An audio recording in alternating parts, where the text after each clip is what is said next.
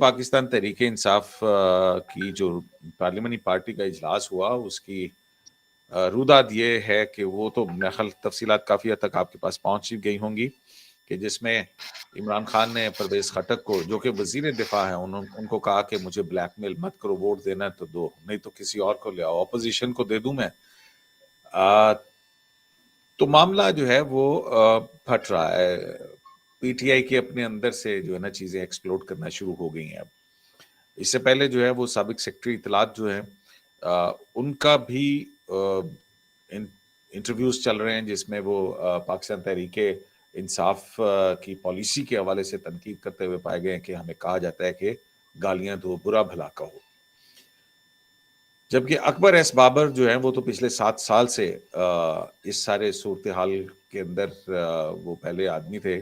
उमर चीमा के मुताबिक कि उनको किसी अदालत ने नहीं, वक्त ने सादिक और अमीन साबित किया कि पाकिस्तान तहरीक इंसाफ का ममनुआ फंडिंग केस जो है उसमें आने वाली रिपोर्ट से भी हलचल। तो दोनों साहिबान मेरे साथ मौजूद हैं, तो अगर वजाद साहब आप मुझे हुक्म दें तो मैं हमाद गजनवी साहब से पूछूं कि वजीर दिफा की वजीर आजम से होने वाली पार्लियामानी पार्टी के इजलास के अंदर गुफ्तगू, हम ये नहीं कहेंगे तू मैं, इसका क्या मतलब है? मेरे ख्याल में यही मुनासिब रहेगा, क्योंकि वैसे भी आज आपने तकल्लुफ किया वो अपना मामूल का जो आप प्रोमो चलाते हैं प्रोग्राम से पहले, आज तो होना चाहिए था मेरा घर आया मेरा परदेसी। हाँ, जो है आज तो मेरा पिया घर आया। आज जी भर के इनसे इस्तिफादा हासिल करेंगे। जी हमाद साहब सोच में पड़ गए वो? नहीं, सोच में नहीं पड़ा, मैं तो अब मुंतजर था कि आप अगर मुझे मौका दें तो मैं आगाज करूं। जी तो जो वहां पर हुआ, पार्लियामेंट्री पार्टी की मीटिंग से शुरू करते हैं ना बात। हाँ, तो हाँ, आप शेर का कह रहे थे कि रंज की जब गुफ्तगू होने लगी, आपसे तुमसे तू होने लगी। ये हुआ वहां पार्लियामेंट्री पार्टी की मीटिंग में। और ये एक मीटिंग पर ही बस नहीं है बात, असल में हो क्या रहा है ये पूरे मुल्क को पहले आप देखिए इसमें क्या हो रहा है। और जो मुल्क में हो रहा है उससे पीटीआई की हुकूमत, पीटीआई के मेंबर, लीडर, ये सब उससे बचे हुए तो नहीं है। एक मुल्क में ओवरऑल जो सूरत हाल है उसको हम मीडिया के जरिए चाहे ये दिखाने की कोशिश करें कि दूसरे मुल्कों में भी बहुत महंगाई है लिहाजा आप रोए मत, या ये पिछली हुकूमतों का काम था, इन सारी बातों से बहरहाल कोई मरहम नहीं रखा जाता आवाम के जख्मों पर। और लोग तो परेशान नहीं है, इसके लिए कोई और अब इससे आप भारी भरकम लफ्ज इस्तेमाल कीजिए, यानी जिंदगी वबाल है और हयात एक जुर्म बन चुकी है। तो इसके असरात क्या पड़ते हैं? ये जो लोग, मसलन परवेज खटक साहब ने बात क्या की वहां पर, उन्होंने कहा भी गैस नहीं आ रही हमारे सूबे में, लोग, तो वजह क्या है?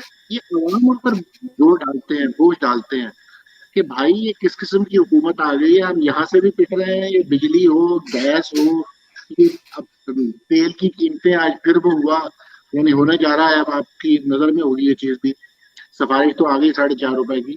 तो ये सारा प्रेशर जो है उन लोगों पर जिन्होंने बहरहाल आखिर में फिर आवाम के पास ही जाना है, उनको शिद्दत से महसूस होता है और उसके फिर असरात देखते हैं आप इस तरह की मीटिंग्स में। ये तो एक खबर बाहर आ गई ना, खबर ये है कि इससे ज्यादा हालात खराब हो चुके हैं।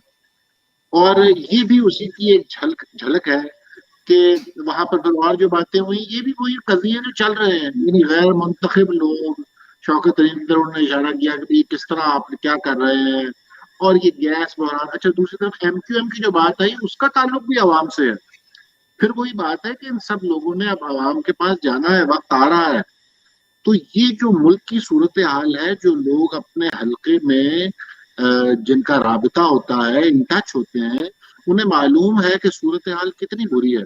और देखिए इसकी मरकजी नुक्ता एक ही है, मरकजी नुक्ता यह है कि जब पॉलिटिकल पार्टी की टिकट की कीमत जो है वो गिर जाती है इस हद तक, तो फिर उसके अंदर ये चीजें पैदा होने लग जाती हैं।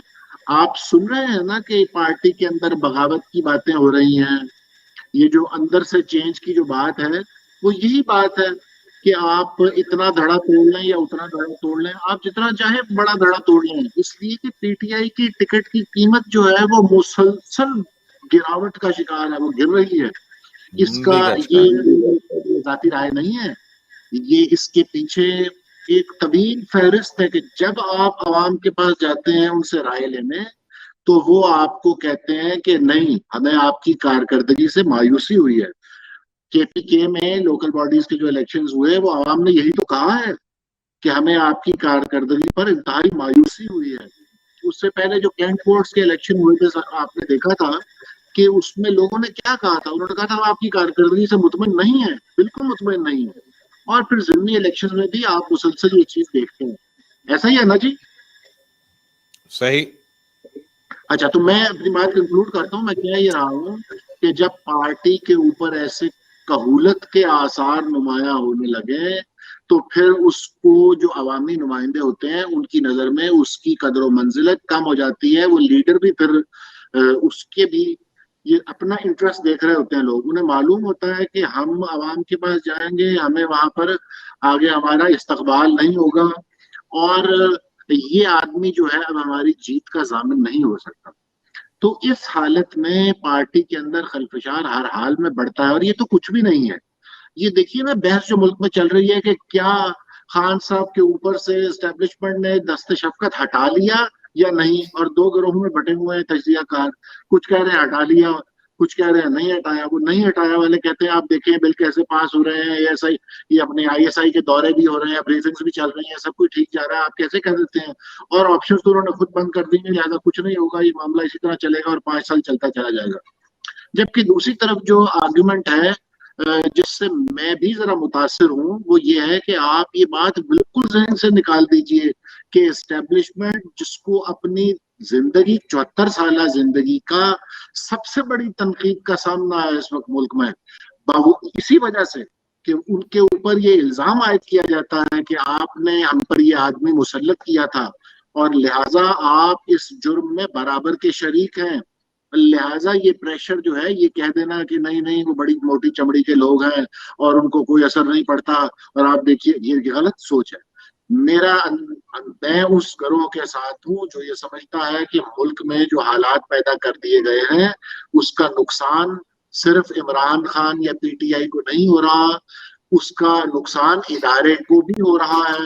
اس سے بھی آگے چلے جائیے, اس کا نقصان ملک کو ہو رہا ہے. لہٰذا یہ صورتحال کسی سے ڈھکی چھپی نہیں ہے.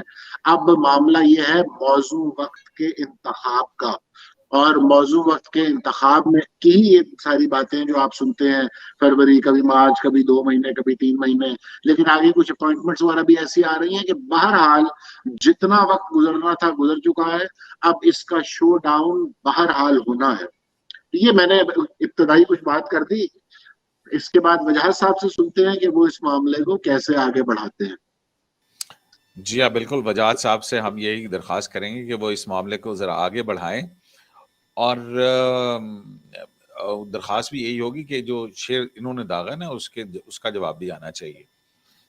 سر یہ بات تو ٹھیک ہے, اسلام آباد کی جو غلام گردشیں ہیں, یہاں پہ بھی جو اندر کی بات جاننے والے جو ہیں آپ کو اور ہمارے پاس تو ظاہر ہے کہ غیر مصدقہ اطلاعات ہی ہوتی ہیں, لیکن اب تو بڑے وثوق سے لکھا جا رہا ہے کہ جناب سب کچھ ٹھیک نہیں ہے, کچھ ہونے والا ہے. اور آج تو مریم نواز جو ہیں, جو انہوں نے کہا کہ ہم تو چاہتے تھے کہ یہ 5 سال حکومت کریں, لیکن اب کوئی بھی حربہ استعمال کرنا پڑے اس حکومت کو جانا چاہیے. شفٹ کیوں؟ ایک تو میں آپ کی توجہ جو ہے وہ دلانا چاہوں گا کہ آج کے دن میں جو ہمیں منظر دکھائے گئے, اس کے لیے جس شخصیت کا انتخاب کیا گیا وہ بہت دلچسپ ہے. پرویز خٹک کا سیاسی تجربہ نصف صدی پہ پھیلا ہوا ہے. طالب علمی کی زمانے سے وہ سیاست کر رہے ہیں, اراؤنڈ 70 سے, تو 50 برس سے زیادہ ہو چکے ہیں. اور پرویز خٹک کم و بیش تمام اہم سیاسی جماعتوں کی خاک چھان چکے. اے این پی میں وہ رہے, پیپلز پارٹی میں وہ رہے, مسلم لیگ کاف میں وہ رہے, تو پی ٹی آئی میں بھی رہے. اس وقت پی ٹی آئی کے صوبائی صدر بھی ہیں. ठीक है, और उनकी जो शोहरत है वो पावर पॉलिटिक्स, वो इक़्तिदार की सियासत करने वाले हैं। वो इसका ऐसे दर्दमंद सियासतदान नहीं है कि अवाम को गैस ना मिलने पे वो तैश में आ जाएं और यहाँ तक बात पहुँच जाए। उनकी अपनी जो रायगानी की एहसासात और एहसास महरूमी हैं वो बहुत से हैं। वो चाहते थे 2018 के इंतखाबात में कि उन्हें बतौर वज़ीर आला के बरकरार रखा जाए। जब उनकी जगह पे आतिफ खान साहब का नाम आया तो उन्होंने कहा अगर मैं नहीं तो वो भी नहीं बन पाएंगे, महमूद खान साहब को लाना पड़ा। फिर उन्हें जो वजारत दी गई, वजारत दिफा, वो हमारे मुल्क के मारूजी हालात में एक फिगरेटिव पोर्टफोलियो है। वजारत दिफा actually doesn't carry any weightage in real matters of this country. इस मुल्क के हकीकी हालात में उस वजारत की कोई खास अहमियत नहीं है। लेकिन मेरा ये कहना है कि नौशहरा का ज़मीनी इंतखाब हुआ, परवेज़ खटक की कारकर्दगी या उनकी नाराज़गी सामने आई। बल्दियाती इंतखाबात हुए केपी के एक पहला मरहला, उसमें भी उनकी कारकर्दगी सामने, उल्टा उन्हें उठा के सूबाई सदर बना दिया गया। उसके बावजूद जो वो आज बोले हैं, तो मेरा ये ख्याल है कि हमारे भाई की तवज्जो चाह रहा हूँ, ये आग और किसी शहर में लगी है मगर, ये आग और किसी शहर में लगी है मगर हमारे शहर से होके धुआं गुजरता है। जो कुछ पार्लिमानी कमेटी में हुआ है, ये धुआं, ये कहीं और जलने वाली आग का मसला है।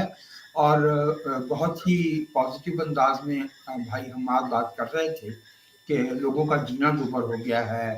जब लोगों के पास जाना होगा तो भाई 2018 में क्या लेके गए थे लोगों के पास?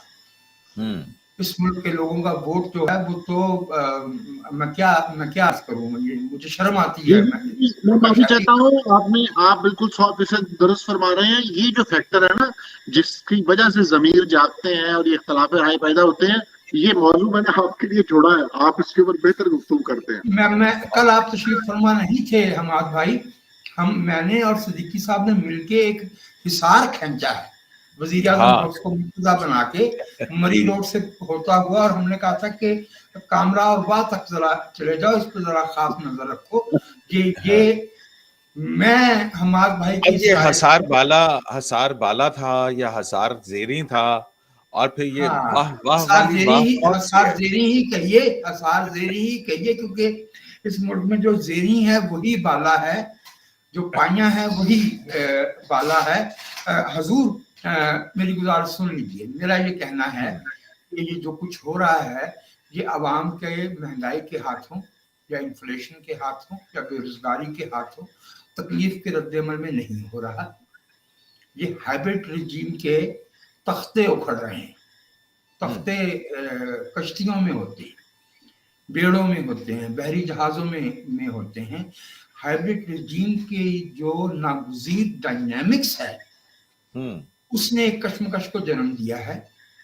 और उसमें चूंकि वजीर आज़म इमरान खान साहब की एक खास तरह की सियासत है जिसे मैं नॉन पॉलिटिकल पॉलिटिक्स कहता हूँ, उसमें उनके अपने इरादे और अज़ाइम हैं।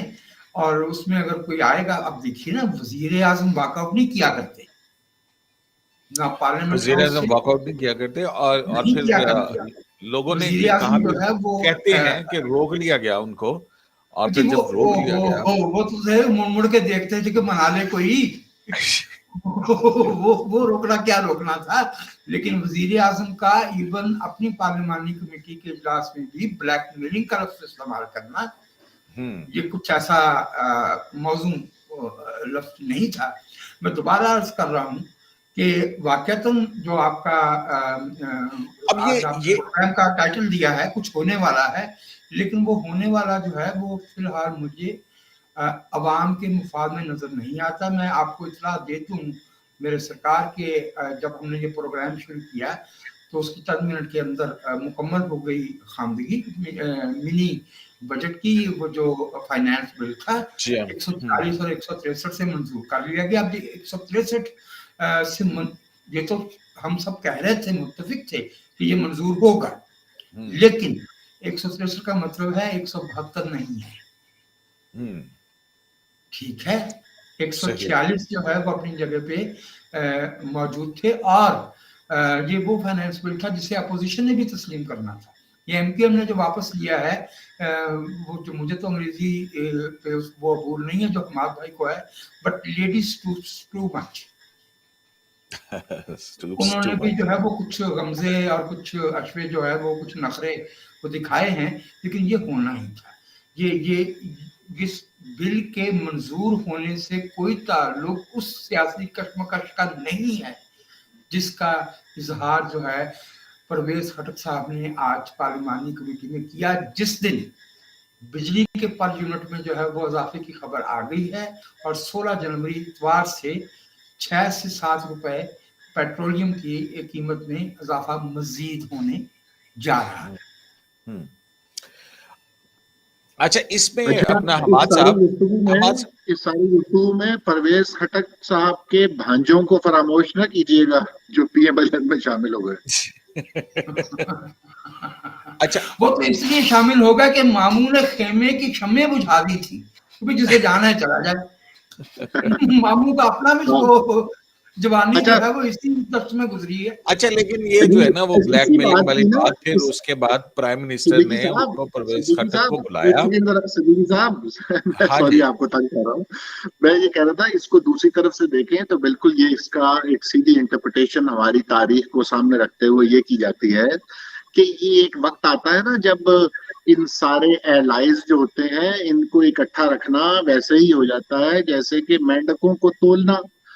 तो कभी वो सालिक साहब बाहर से चले जाते हैं, इंतजार क्यों करवाया, और परवेज खटक उठ के अंदर से बाहर आ जाते हैं कि ये क्या हो रहा है। इसी तरह जहांगीर तरीन कहते हैं कि जहाज कहीं भी उड़ सकता है। तो यानी ये सारे जो इशारे हैं, हम ये भी उसी तरह मामले की तरफ इशारा कर रहे हैं, और इसकी अगला जो कदम है वो आपको ये अब मामला जो है जरा तेजी से होगा, नजर यूं आ रहा है कि इसके लिए आपको महीनों या हफ्तों का मामला नहीं है, ये डेली बेसिस पर मामला इस तरफ बढ़ेंगे। देखिए क्या होता है, लेकिन मुझे यूं नजर आ रहा है। अच्छा, एक बात मैं सिर्फ ऐड करता चलूं, ये देखिए कि रेहाम खान एक खातून है, वो हमने कहा ये इनकी खावन से वो अलहदगी हो गई, तलाक हो गई, इसलिए इन्होंने गालिबन गुस्से में ये किताब लिख दी है। लेकिन मैं आपको एक बात बताऊं, मैं मुख्तलिफ मौके पर उस किताब के मंदरजात मुझे मुसलसल याद आते हैं, और अब परवेज खटक साहब की दफा भी याद आ रहे हैं। उन्होंने ये बात अपने जैसे जो जहांगीर तरीन के बारे में लिखी वो बिल्कुल उसी तरह सामने आई, वो गाड़ियां, वो सारा सिलसिला, खर्चे बनी गाला के। इसी तरह उन्होंने आरिफ नकवी के बारे में जो कुछ कहा वो बिल्कुल मिनवान उसी तरह सामने आया।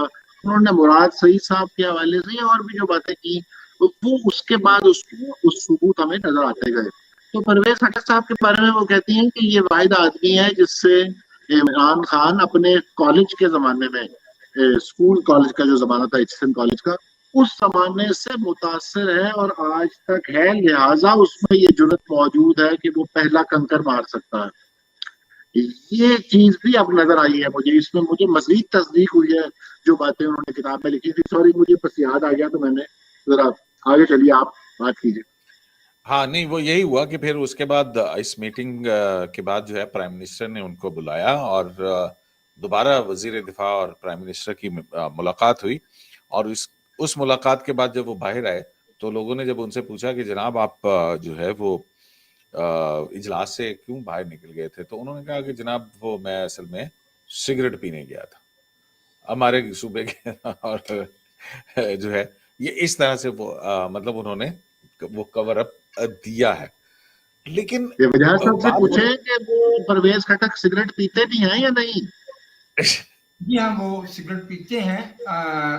बाकी तफसीलात के बारे में मैं इतना ही जानता हूँ जितना आप जानते हैं। बस सिगरेट वो पासपोर्ट भरने के दौरान भी गाड़ी में जाके बैठ जाते थे और सिगरेट पीते हुए उन्हें देखा गया। मैं चूंकि खुद 38-39 वर्ष से सिगरेट पी रहा हूँ तो मुझे मालूम है कि वो सिगरेट पीते हैं।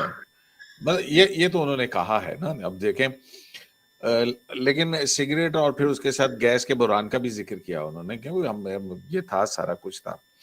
तो लगा, और दूसरी तरफ और पंजाब के अंदर भी कोई खबरें आ रही हैं ना कि जनाब वो वहां पे कुछ पता नहीं क्या कितने अरकान थे, 30 लोग शामिल नहीं हुए उस डिनर में जो उस्मान बुज़दार साहब ने MPS के लिए दिया था। PTI के 30 अरकान असम्बली जो है उस डिनर में शरीक नहीं हुए। तो ये भी है। अच्छा, इसी तनाजुर में जो है ना वो और एक गुजारिश आपसे और कर दूं, जिससे मैं वो बात जिसकी तरफ इशारा कर रहे थे अहमद भाई, वो मजीद वाज़ेह हो जाएगी। आज एक और मुर्दा जागा और उसने जो है वो अपनी कब्र से निकल के ऐलान फरमाया। वो हजारा सूबे के कोई नए रहनुमा है, वो जो बाबा हजारा थे वो तो कराची चले गए, पता नहीं हयात भी हैं या नहीं। वो एक यूसुफ साहब नामी कोई एक साहब निकले हैं, उन्होंने आज जब ये कहा कि अगर लाशें गिराने से बचना है तो हजारा सूबा बनाया जाए, तो मुझे अचानक याद आया कि आजकल तो जनवरी चल रहा है कि अक्टूबर 58 का पहला हफ्ता कहाँ से आ गया, क्योंकि उस एक हफ्ते में ये मैंने अर्ज किया ना कि टेंशन और मोमेंटम बिल्ड की जाती है हमारी ड्रामाटर्जी में। तो उस जमाने में वो सरदार साहब होते थे जो कायदे आज़म के बहुत करीब थे, जो सरदार अब्दुल कयूम के हरीफ समझे जाते थे। उन्होंने ऐलान फरमा दिया था कि जी हम जो है ना वो जो कंट्रोल लाइन है, लाइन ऑफ कंट्रोल है कश्मीर में, वो पार करके हिंदुस्तान जाएंगे। और वो उसका कलात वाले साहब का भाई अब्दुल करीम जो है वो पहाड़ों पे जा चढ़ा, और जो अब्दुल कयूम खान साहब थे वो जेलम से गुजरात की तरफ चल पड़े। तो ये इस तरह की बातें हुआ करती। मैं इशारा दे रहा हूँ कि ये मामला बाय बुक नहीं है। जो कुछ नजर आ रहा है ये कशमकश उसके पीछे है। ये ट्यूटोनिक प्लेट्स हैं, ये सबकटेनियस और सबटेरेनियन लेवल पे जो कशमकश हो रही है, ये उसके इशारे हैं। बजाज साहब फरमा रहे हैं कि गरोहे आशिका पकड़ा गया है, जो नामा भर रहे हैं, डर रहे हैं और ये कि मेला मवेशियां से जो भारू जमा किए गए थे, अब उसमें से जिसका जिस तरफ को मुंह है वो भागना चाहता है। जो नाम है ऐसे ही। तो ये कहाँ तक जाएगी बात? मतलब अब ये देखें ना, बात ये है कि जो बातें हो रही हैं, अच्छा जी एस्टेब्लिशमेंट का हाथ है या नहीं है, एस्टेब्लिशमेंट न्यूट्रल हो गई है, अच्छा ये सारी परफॉर्मेंस है, लेकिन ये जो हाइब्रिड रजीम के तख्ते टूट रहे हैं, इस हाइब्रिड रजीम के अंदर, और अगर ट्यूटैनिक प्लेट्स की आपस की लड़ाई है या ट्यूटैनिक प्लेट्स नीचे से हिल रही हैं, तो क्या बात सिर्फ खान साहब तक ही रहेगी? वजाद साहब, जो बचे हैं संग से मेरे आका, दस्तार पापोश की क्या फिक्र है, दस्तार संभालो, पायाब है जो मौत गुजर जाएगी सर से। वाह वाह। हमाद साहब, तो जूतों की फिक्र छोड़िए कि गीले हो रहे हैं, दस्तार की फिक्र कीजिए, दस्तार के पेच खुलने जा रहे हैं। मैं ये अर्ज कर रहा हूँ कि ये जो 2022 का बरस है, ये इमरान खान साहब तो मुसाफिर हैं, आए, झलक दी, दर्शन दिए, जो कुछ हमारे साथ मोइन कुरैशी साहब 3 महीने में कर गए थे।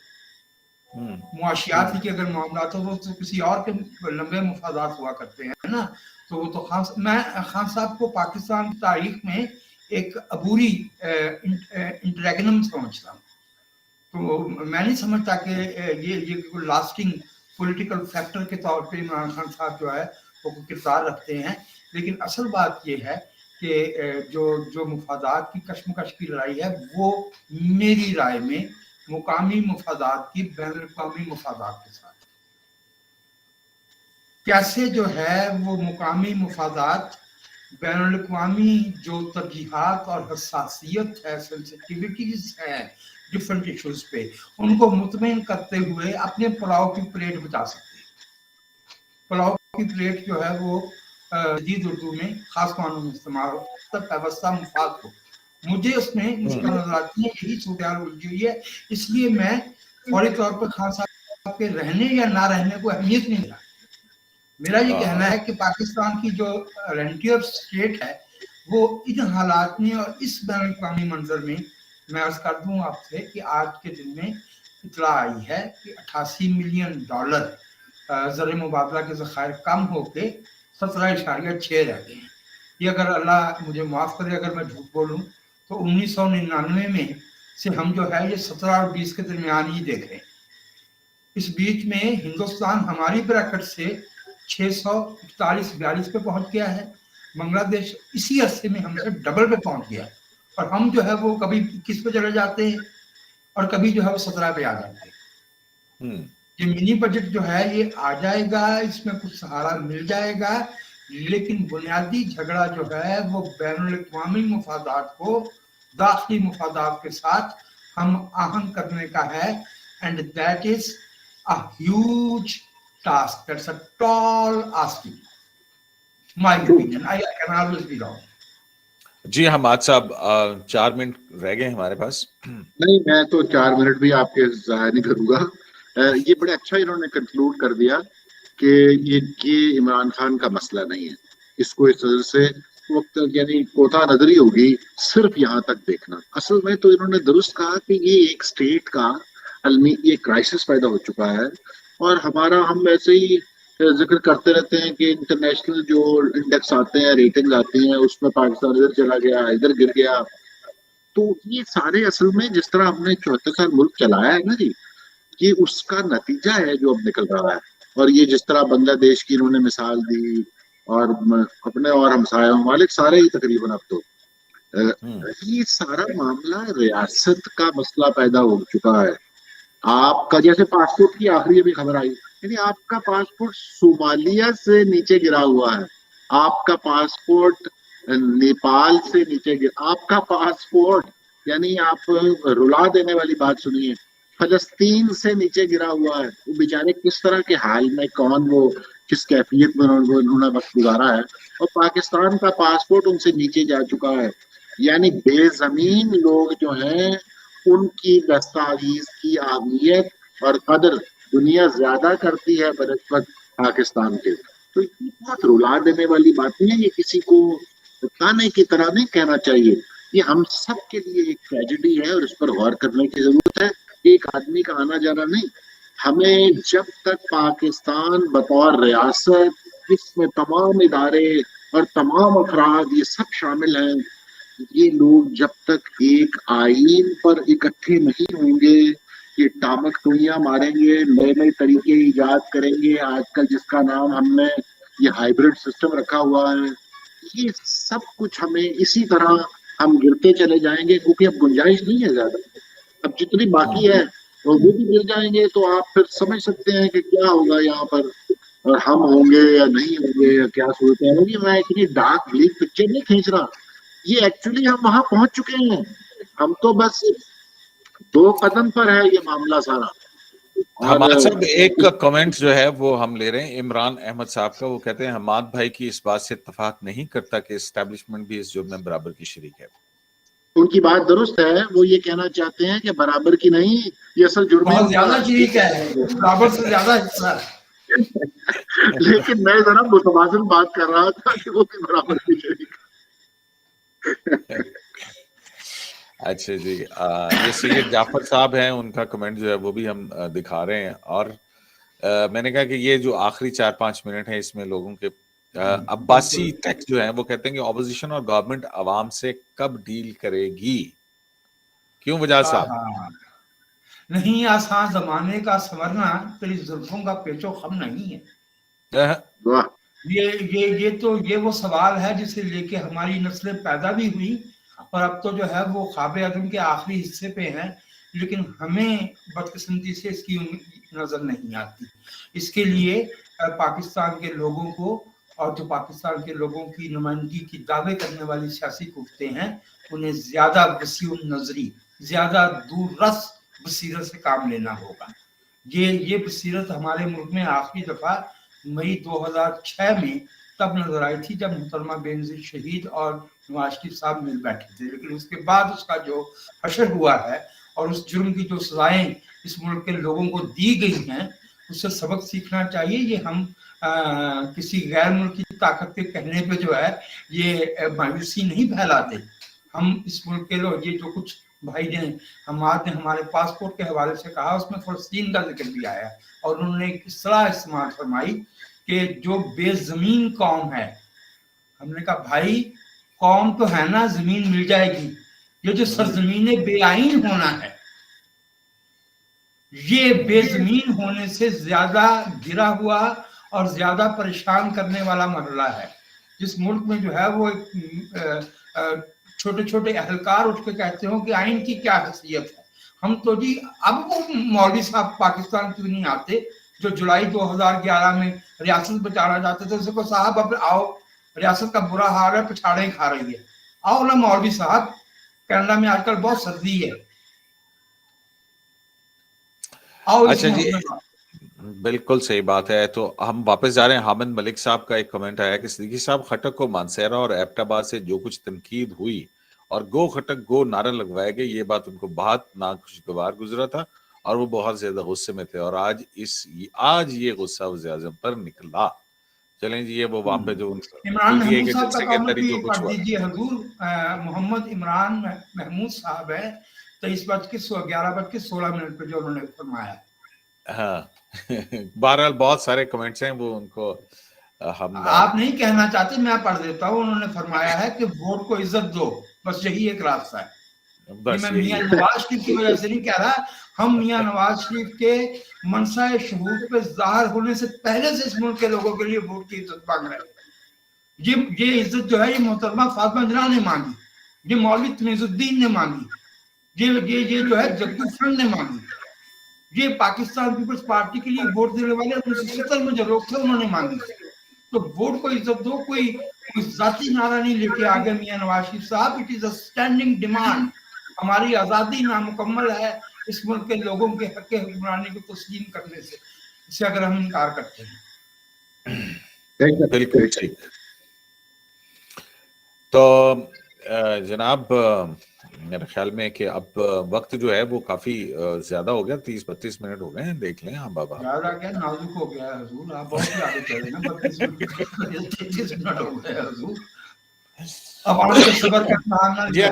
اب حماد صاحب سے جو ہے نا وہ آپ ایک وعدہ لیجئے کہ یہ کل بھی ہمارے ساتھ ہوں گے, اور ہم کل جو ہے وہ ایک نیک دل خاتون ان سے پہلے ایک وعدہ لے چکی ہیں, ان سے پہلے معلوم کر لیجیے کہ ان کی وعدہ وہ جو اس نے کہا نا باقر مہدی صاحب کی بیگم نے, ہائے میں باز آئی تیری بدہدیوں سے, یہ آئے روز کی بکار مہدیوں سے, سوری یہ آئے روز کی باقر مہدیوں سے.